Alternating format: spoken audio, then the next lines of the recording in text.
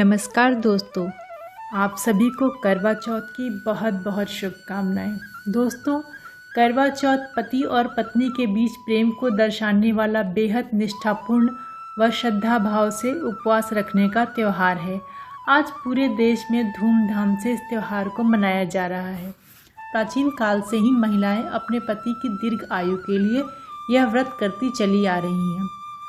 इस दिन सुहागिन महिलाएं पति की दीर्घ आयु के लिए व्रत रखती हैं और ईश्वर से आशीर्वाद प्राप्त करती हैं। यह त्यौहार क्यों मनाया जाता है और कैसे इसकी शुरुआत हुई, इसको मनाने की परंपरा आज हम आपको इसके बारे में बताने जा रहे हैं।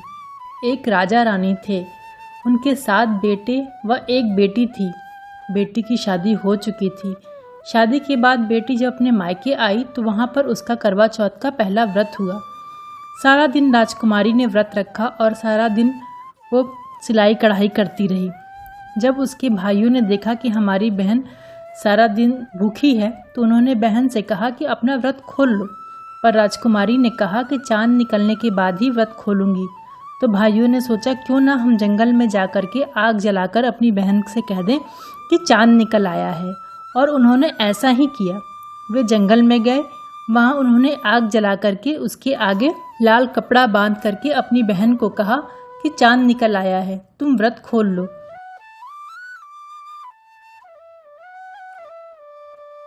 तो राजकुमारी ने व्रत खोल लिया।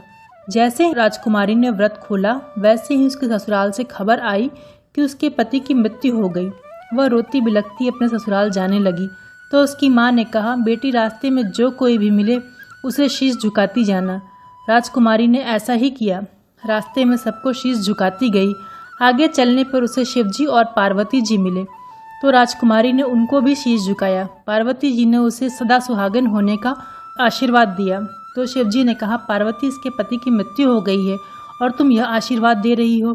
तब पार्वती जी ने कहा, अब तो मैंने आशीर्वाद दे दिया, अब आप इसके पति को जिंदा कर दो। तो शिवजी ने कहा, दिन भर इसने सिलाई कढ़ाई की है, वो सारी सुइयाँ इसके पति के शरीर में लगी हैं।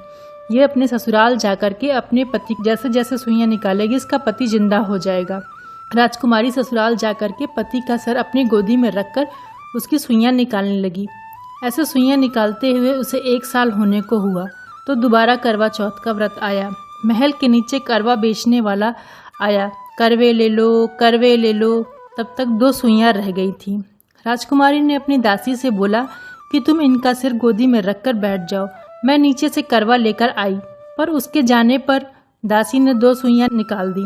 राजा उठकर बैठ गया और उसने दासी को अपनी पत्नी समझ लिया।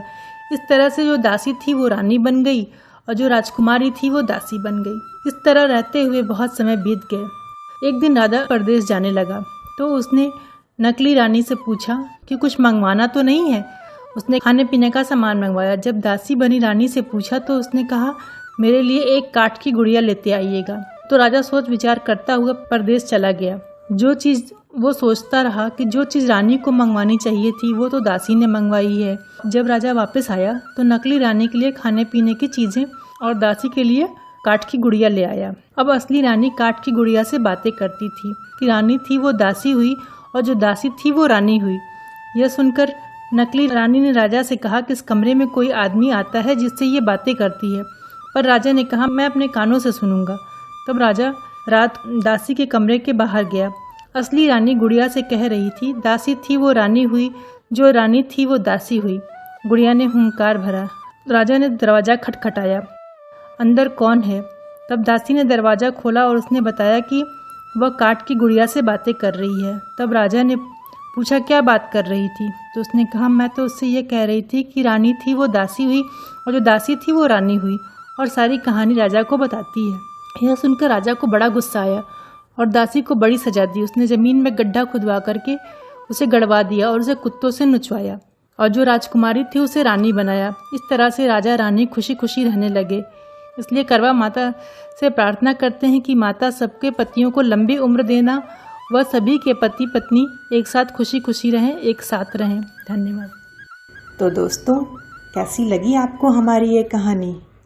अगर आपको हमारी कहानी पसंद आती है तो प्लीज़ कमेंट बॉक्स में लिखकर हमें ज़रूर बताएं और इसे लाइक, सब्सक्राइब और शेयर करना ना भूलें। धन्यवाद।